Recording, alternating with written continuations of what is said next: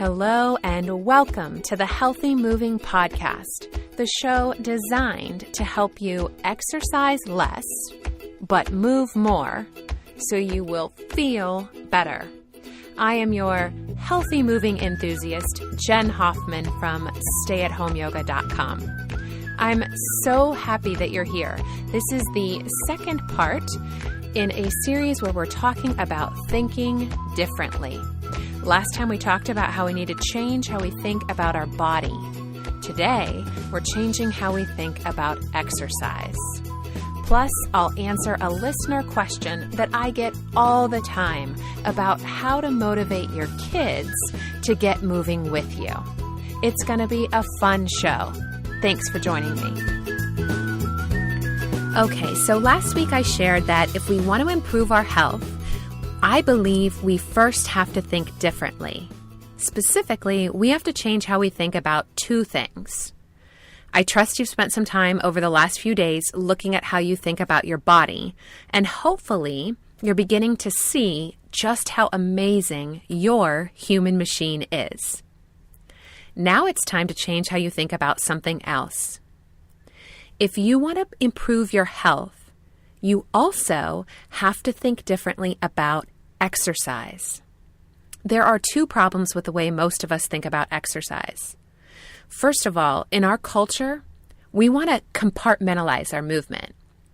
We want to get it done in 3 to 5 sessions a week, and many of us have trouble even committing to that. But here's the thing.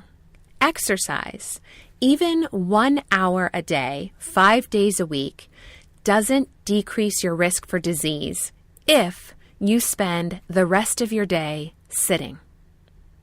There's a phenomenal new book out on this topic, and I'm not just saying that because the author is one of my teachers.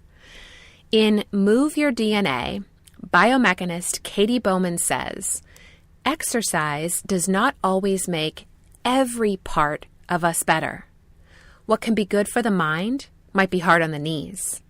What can be nice for the waistline can cause your pelvic floor to fail.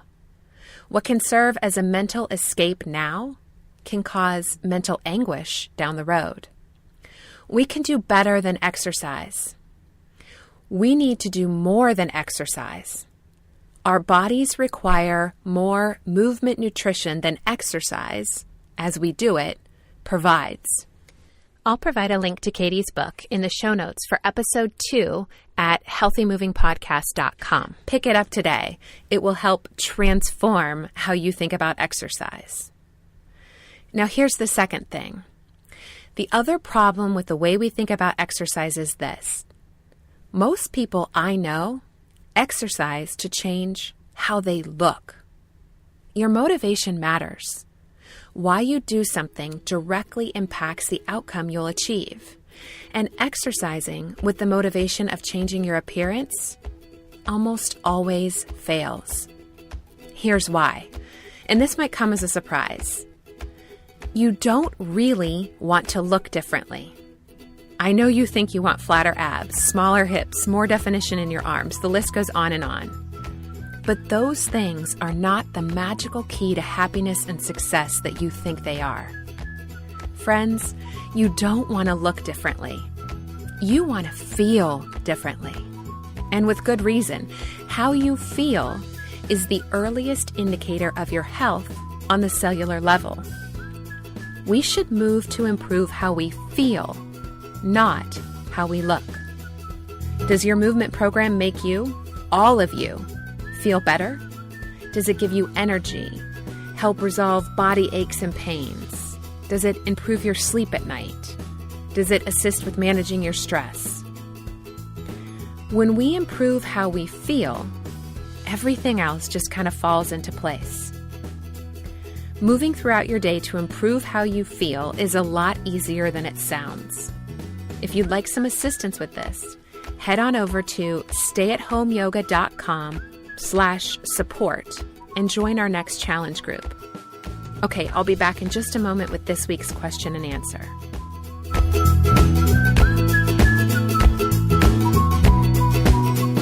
One of my students, Kim, in Indiana, wrote me earlier this week to ask about how she can motivate her kids to get moving with her. I actually wrote an entire post about this, and I'll provide a link to it in the show notes. But here's the bottom line. Our kids learn about movement by watching us. If we want to raise healthy kids, we have to model healthy habits. And just as we've been talking about the past 2 weeks, that starts with changing how we think. Let's raise a generation of kids that act from somewhere deep within their body and soul.